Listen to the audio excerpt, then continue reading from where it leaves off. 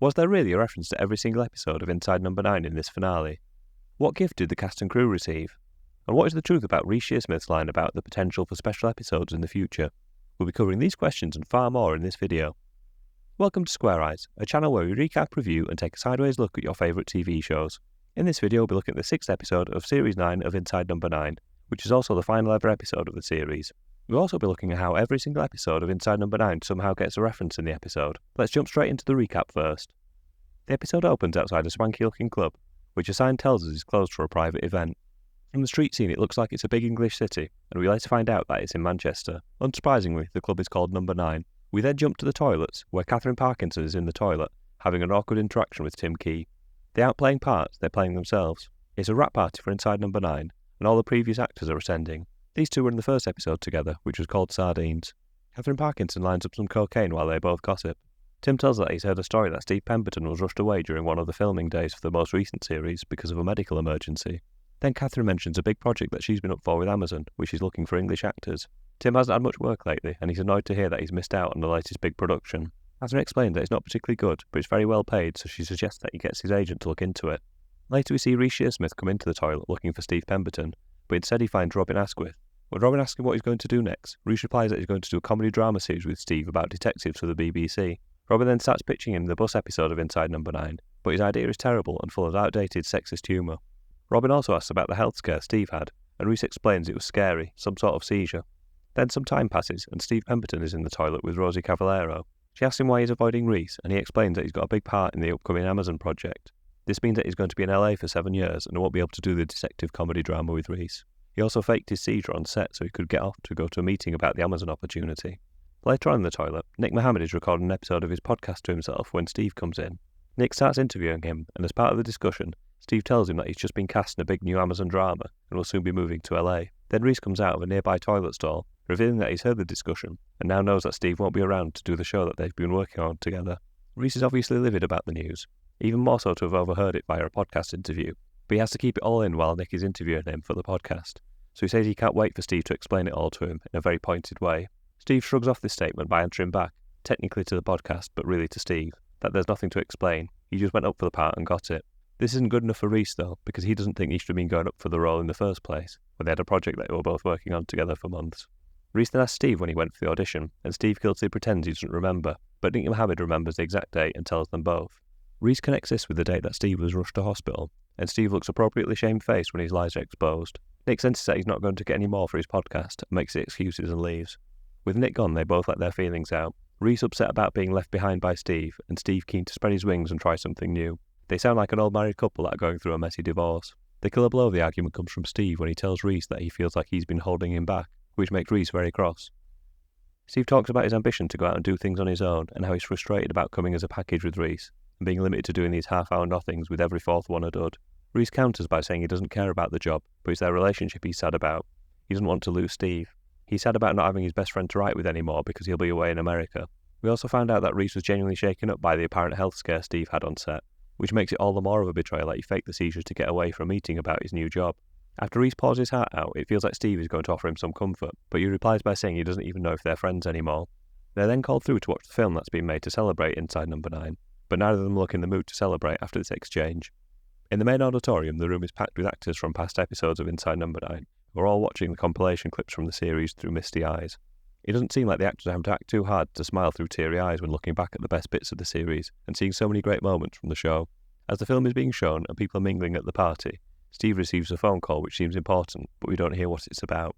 Then Reece is in the toilets having a video chat with Mark Gatiss, asking him if he'll take Steve's part in the Plodding On police comedy drama. It's pretty painful to watch, as Gatiss is kind to him, but clearly isn't interested. Then accidentally doesn't hang up the phone, and we hear him describe it as a close call, making it obvious that he really didn't want the job. Steve tracks Reece down to the toilets and tells him there's been a twist. His agent has just called and told him that he has to audition again for his big American job, because Tim Key is now in the running for it too. Steve doesn't think he wants to re-audition for the job. Reece now isn't sure about the Plodding On project either, so neither of them knows what they'll do next. Steve apologises for his behaviour earlier and asks what they should do. Steve says there's a third option. Then it cuts away to an introduction for the never-made episode of Inside Number 9, Hold On Tight, that Robin Asquith was pitching to Reece in the toilets earlier, and then the credits roll. Well, that's it. Inside Number 9 is finished now, and I think this episode was a good way for the series to come to a close. I let them do this final episode by playing themselves and setting it at the wrap party, as it gave them an excuse to make it a proper send-off.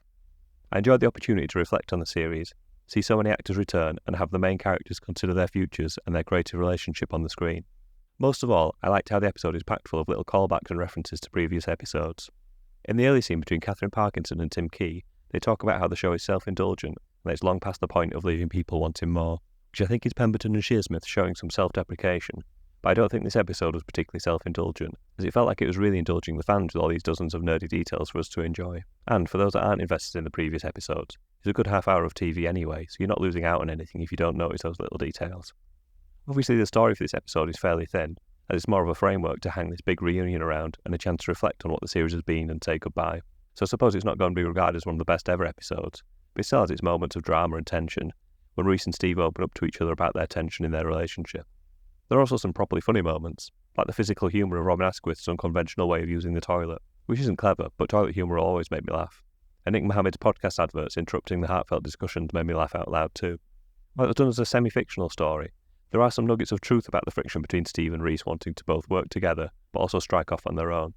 The reality is that the agreement to do other things away from each other is probably more amicable, and the push and pull between working together and apart is probably felt equally by both of them, rather than Steve wanting to go off and Reece wanting to stay together. But I suspect a double act like these two will find it hard to break away, but also perhaps wonder whether they might be better off out of each other's shadows sometimes too. It was surprising to hear how critical Steve Pemberton was of Inside Number 9 when he described his desire to go off and work on his big American project. This was obviously not heartfelt, but it might have been him vocalising his worst fears about the project. He described them as half-hour little nothings, and every fourth one a dud. I couldn't disagree more with this assessment. Now that the whole series is a complete body of work, I can say that I don't think there's a bad one in a lot of them. Some didn't work as well as others, but the quality range is, in my opinion, from brilliant to decent, and nothing below that level. To be able to sustain that level of output over 55 episodes, spanning 9 series and 10 years is an incredible achievement. While I'm sad for them to be buying out, in some ways I'm pleased for them to be stopping with an unblemished record. Quite incredible that they managed to get so many of the cast to return for this episode as they did. While obviously there are quite a few returning actors that have played themselves with speaking parts who are genuinely a part of the episode, like Catherine Parkinson, Nick Mohammed, Tim Key and Amanda Abington, there are absolutely loads of notable actors that just turned up to be extras in the background of shots. I think this goes to show how much of an impact this series has had and the high esteem it is held by the people who've helped to create it. The final scene being the introduction to the Hold On Tight episode was a nice touch too, as this was the episode that was meant to be on the air the night of the 3x3 quiz episode, where it was made to look like the Inside Number 9 had been replaced by a normal shiny floor daytime quiz, until one of the contestants exploded her own mother's head using her telekinetic powers. Getting to see a bit more of what the bus episode might have looked like was a real treat for fans, and it looked like it was fun for the cast to shoot too, like a weird on the buses sort of tribute. I think this final episode was a real treat for fans and a great way to end the series. My favourite line in this episode was when Steve Pemberton asked Rosie Cavallero, "Have you got Monica Dolan's number?" when they're discussing who will play the maid in the Divine Comedy Amazon project. He knew she was up for the role, yet still made it seem like he was going to ask her to play the part, but instead asked her for the details of the actor who must go up for many similar roles as her. Rosie does a great job of showing her complete disappointment while also trying to mask it at the same time, while Steve is completely oblivious and carries on treating Rosie like his underling. I love how willingly Steve Pemberton plays himself as an unpleasant and unlikable character. This is going to take a while, so I apologise, but there's a reference to every single episode of Inside Number 9 in Plodding On, and I'm going to go through each one as quickly as I can in episode order, from first to last, starting with the first episode, Sardines. The opening scene in the toilet between Tim Key and Catherine Parkinson was a tribute to the first episode of Inside Number 9, with some of the dialogue carried over too. There were scenes from a quiet night in shown in the montage scene in the wrap party. Catherine Parkinson snorted cocaine using Body Shop vouchers, and in the episode called Tom and Jerry, Tom received Body Shop vouchers as a present from his work colleagues after his partner died. You only see it fleetingly, but there was a purple balloon visible in the wrap party. This is a reference to the balloon containing the dying breath of the famous musician in the Last Gasp episode. The scene between Steve Pemberton and Rosie Cavallero shows Steve taking advantage of her, making her fetch him drinks and get his clothes ready for him, which recreates the dynamic between the two of them in the understudy in Series 1. There is a clip of the harrowing shown during the montage featuring Helen McCrory, and you can also see the poster for this episode visible near the buffet table too. Sadly, Helen McCrory passed away, so she couldn't be present at the party. When Steve Pemberton mentions Jack Whitehall sent him a poo in a box, this is a callback to the first episode of Series 2 called La Cochette. The music playing over the montage was Time to Say Goodbye, which features in 12 Days of Christine. Also, Steve Pemberton says to Nick Mohammed that he feels like life is flashing before his eyes when he's being interviewed, which is basically the premise of 12 Days of Christine.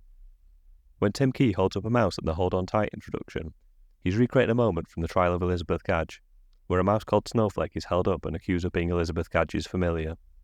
When Steve tracks Reece down in the toilets at the end, and Reece says, in a pathetic voice, "I've taken some tablets," he's directly quoting from Cold Comfort, when he plays a volunteer on a support line who also pretends to be a caller. There's a replica of the cake from Nana's party displayed prominently on the buffet table at the party, though a slice has been taken out of it, so it's obviously a real cake and not a hollowed out one that someone could hide under. In the Hold On Tight introduction, there's a poster that says "Visit Summerland" on the bus, which is a reference to the episode Seance Time, as Summerland is a term to describe the astral plane. A poster for the Devil at Christmas episode can be seen near the buffet table. In The Bill, Jason Watkins plays a character who's tight-fisted, and in Plodding On, the actor replicates this, checking over his bill and complaining he's been charged for 2 Cokes, and telling Steve he knows a way to claim back the expenses of having to pay for transport when working in America.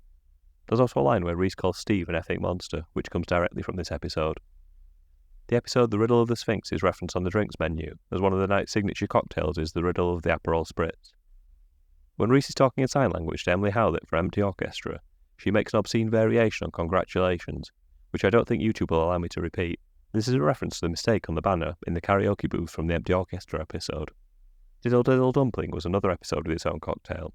This time it was a Diddle Diddle Daiquiri. Private View was another episode with a poster on view near the buffet table. In the Zanzibar episode, the hypnotist uses spaghetti bolognese as a trigger word to hypnotise people. This is one of the food options that's listed above the bar. Bernie Clifton's dressing room was partially recreated in the emotional scene between Reece and Steve, particularly when Reece talks about how worried he was about Steve when he faked his seizure. Steve started to sing Tears of Laughter is also a direct lift from this episode. When Sian Gibson walks into the toilet to interrupt Steve and Reece, it's virtually the same as the way that she comes in during Bernie Clifton's dressing room. Another line Reece quotes to Steve inside the toilet cubicle is, "My mum's ordered me a biryani," which comes from the episode Once Removed. Also, when Steve asks Rosie Cavallero about Monica Dolan, she says, "I just passed her 10 minutes back," which is a reference to how Monica Dolan's Once Removed episode kept jumping 10 minutes back in time. Pot noodles are another of the foods that were listed above the bar, which is the food that was being used to keep the captives alive in the basement in the To Have and To Hold episode. There was a clip from the And the Winner Is episode in the montage scene. Hair figurines from Tempting Fate are prominently displayed in the front of the projection screens. Deadline is the only episode where Reece and Steve appear as themselves, so I suppose by playing themselves again they're referencing that episode. There's also a tribute to the pumpkin number 9 from that episode on the toilet door that Robin Asquith uses. In the introduction to Hold On Tight, Steve's character is wearing a blue and white scarf, which are the colours of one of the teams from The Referees or Something. There's a clip from Death Be Not Proud in the montage, where both David and Maureen are dancing, who are both characters that were brought back from Psychoville. Earlier, Steve says to Reece, "That joke hasn't been funny since Psychoville," so that gets a reference too. Plodding On is in the title to this episode, but it was originally going to be the title for Love's Grey Adventure, and it's also a line of dialogue from that episode too. There's a poster of the magician from the Misdirection episode on the wall of the rap party, near the bar. The number 9 sign on the toilet door that Catherine Parkinson and Tim Key take cocaine in is a tribute to the stained glass window from the Thinking Out Loud episode. When Steve is telling Reece that he may lose his part in his big American production, they play the same Fortunately Unfortunately game that they played in the police car during the Stakeout episode. Some of the masks from the Wuthering Heist episode can be seen on the bar. Nick Mohammed interviews Reece and Steve for his podcast in this episode, which mirrors the role he played as a podcaster in Simon Says. He also says the line, "Don't hit him over the head with a BAFTA" to Steve as he leaves the toilet, which is a reference to how Steve murdered Nick's character with an award, though that was a national television award. The big Amazon show that Steve's up for, that's based on Dante's Inferno, sounds like the Ninth Circle show from Simon Says 2. That had 7 seasons, which ties in with the 7-year deal Steve talked about. The line that Steve quotes to himself in the mirror in that episode comes straight from Simon Says 2. One of the other food options is a Lotus caramelised biscuit, which as well as being delicious, is a reference to lip service, as the hotel manager uses checking the expiry date on these biscuits as an excuse to come in and check what's happening in the hotel room. In the Hold On Tight credit sequence, Catherine Parkinson has a moustache removal cream on her upper lip. This is reference to one of the characters in Hurry Up and Wait, who also had the same cream on her upper lip. Tangerines are listed as a food option above the bar, and are also used as a murder weapon according to Reece's character in How Do You Plead in Series 6. Last Night at the Pims is a cocktail that's available at the bar, but it's also a reference to the episode Last Night at the Proms. Mark Gatiss appearing as a distant friend that doesn't want to get too close to his old pals feels very similar to the role he played in Merrily Merrily. The line, "You're my best friend," that Reece delivers to Steve also comes straight from that episode. The corn mask from the Mr. King episode is also on the bar. There's a poster for 9 Lives of Cat near the buffet table too. This one is a bit hard to spot, but it is there. Granola is one of the food options behind the bar. This is a callback to the safe word that Reece's character is given in the kidnap episode during the hostage negotiation.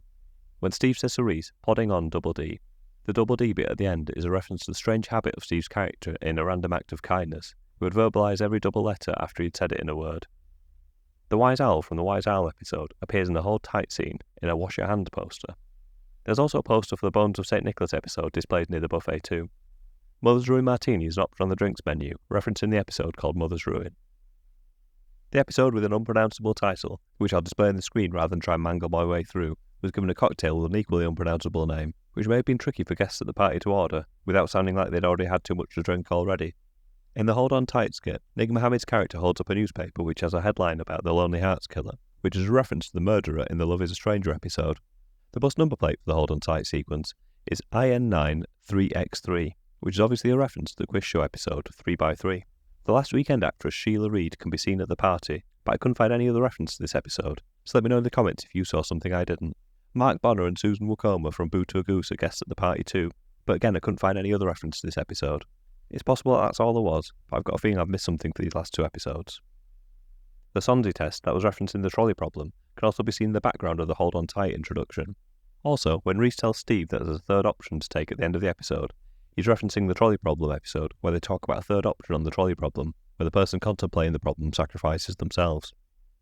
Popcorn was listed as an option on the food menu, but it was also the name of the dog that met an unfortunate end in the Mulberry Close episode. The episode where Steve faked a seizure during filming to go take a meeting was the Control-Alt-Escape episode, so that is referenced throughout this episode. He claimed that a producer stood in for him during some of the reverse shots, which some people have tracked down. Not wanting to be mean, Steve Pemberton has some pretty large earlobes, so unless they got an earlobe double in that was a remarkable match, I think that might actually be Steve Pemberton in this shot, but I could be wrong. The bust of Nathaniel Burnham from The Curse of the Ninth was included in the Hold On Tight introduction during Rosie Cavallero's section. And that's it, a reference from each of the previous Inside Number 9 episodes in the final episode. I have a feeling that there were quite a few I've missed, particularly from The Last Weekend and Boo to a Goose. I haven't included all the cameos from the rap party from the returning actors, because this video is already very long. There are a few other bits of trivia that didn't fit so neatly into the episode-by-episode breakdown, starting with the hair location. Obviously there are hairs on either side of the projector screen when the montage is playing towards the end of the episode, but they're not really hidden, they're in plain sight. That's not actually a hidden hair in this episode, they're just part of the rap party decorations. The real hidden hair in this episode is in the final credits, where hidden amongst the guest actor credits is Europa Lepus, which is the Latin name for a brown hair. Nice to see the hair properly getting credit for once. The scene where Nick Mohammed remembers the exact date where he and Steve Pemberton were for the Amazon show audition seems a bit convenient, until you know that having a great memory is Nick's party piece. He showed off how he can memorise the sequence of a deck of cards on a panel show once. In the credits for Hold On Tight, Amanda Abington and Catherine Parkinson names have been switched around. This mistake is a deliberate callback to earlier in the episode when Tim Key accidentally got the pair mixed up. This scene itself is a callback to the very first episode, Sardines, when Tim Key's character kept getting Catherine Parkinson's character's name wrong, calling her Rachel when she was Rebecca. Steve Pemberton set the Guardian crossword on the day of the final episode, and packed it with references to Inside Number 9. He used the name Sphinx as an assumed name, which is a reference to the episode Riddle of the Sphinx, which all hinges around a cryptic crossword. I'll put a link to the tweet about the crossword in the notes below. Enamel badges were created for the cast and crew and given out with little thank you notes. You can pause the video and read the note if you like, but it says that there were 300 performers and 500 technicians that worked on the programme over its 10-year run. That's a lot of pin badges to give out. Adam Deacon, one of the actors from the last Gasp episode, tweeted a picture from the rap party, which included a photo booth with a big hair in it, and a cake decorated with loads of references to the series on it. Steve Pemberton and Reece Shearsmith went out for a meal on the night of the final episode, with executive producer Adam Tandy at the posh London restaurant, appropriately named The Ninth. They also recreated the moment from the Bill episode in Steve's tweet about the meal. Normally in this section I talk about the next episode, but obviously this was the last one, and it feels like a definitive end too. In a Q&A that Reece and Steve did after the screening of this final episode, Reece Shearsmith confirmed that the line about the BBC wanting them to come back to do specials wasn't true, but they included it because both of them would be open to the idea of making specials in the future, and they hope that this line might spark a bit of interest at the BBC, so maybe there will be one-off specials to look forward to down the line. Otherwise we'll have 54 regular episodes and one live Halloween special to look back on and enjoy, alongside the other projects these two have worked on, Psychoville and League of Gentlemen.